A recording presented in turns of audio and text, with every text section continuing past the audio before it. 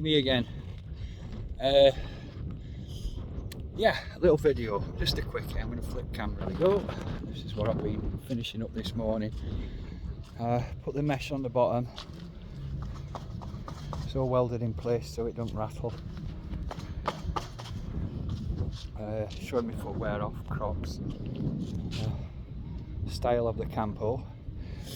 Yeah, this bit is for the fridge to go in, and I need that there to support it because it's not the same as this one, but that cutout at the back, if I don't have that cutout, then that means that it's never going to be quite stable.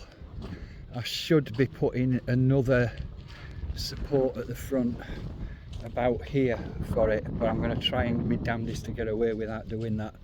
It's just more steel, and I don't think it's necessary. With that support at the back, I'll be able to bolt it at one side, so it should work fine. I've got my sheet of steel there, just over here, that thing flapping away. That's for the side and back, just to make it a bit, it's not to make it solid at all, it's to stop dust and stuff getting in. And obviously it'll eventually have doors on and what have you, I think. I've not decided what we're going to do with it yet, but this corner's had to be built up instead of being flat because the other piece joins on here that way, and you can see it down there, where the sink is. It's got to fit onto that side, so I've got to take that end panel off that's on the right hand end next to the funky coloured pan, take that off and fit it to the far end of this one onto this end, and cut a piece of that to fit it along the back, and another piece to fit it down this side.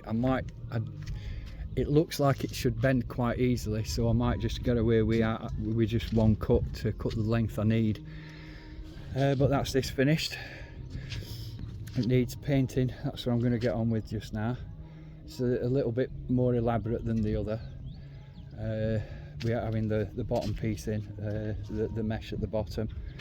Don't need anything underneath the fridge because we need air to get up, so I need it open underneath the fridge so that we're getting air into it. This is going to be a cupboard for non-food stuffs, so all the pots and pans and stuff like that can go in there, and this bit is for the gas bottle to fit into. I'll probably just blank this piece off because I don't think a gas bottle will fit through there somehow. I've not measured it, but I'm pretty sure it won't. Just my eye tells me. But yeah, it's been a job of work. It's been a pain in the arse with equipment.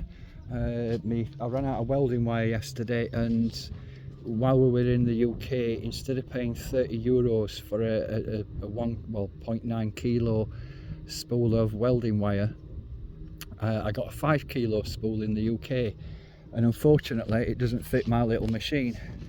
I thought it would, but it doesn't, because that's the little space I've got, and the spool wouldn't fit in there.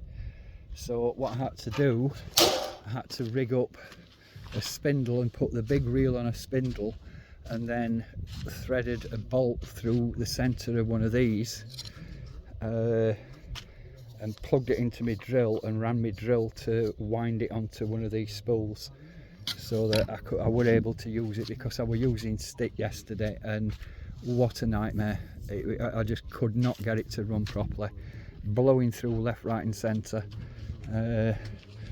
like somebody with the really good shits after a night of the curry. But anyway, it's done. It needs painting, then the back panel fitting, and the worktop fitting. Finito.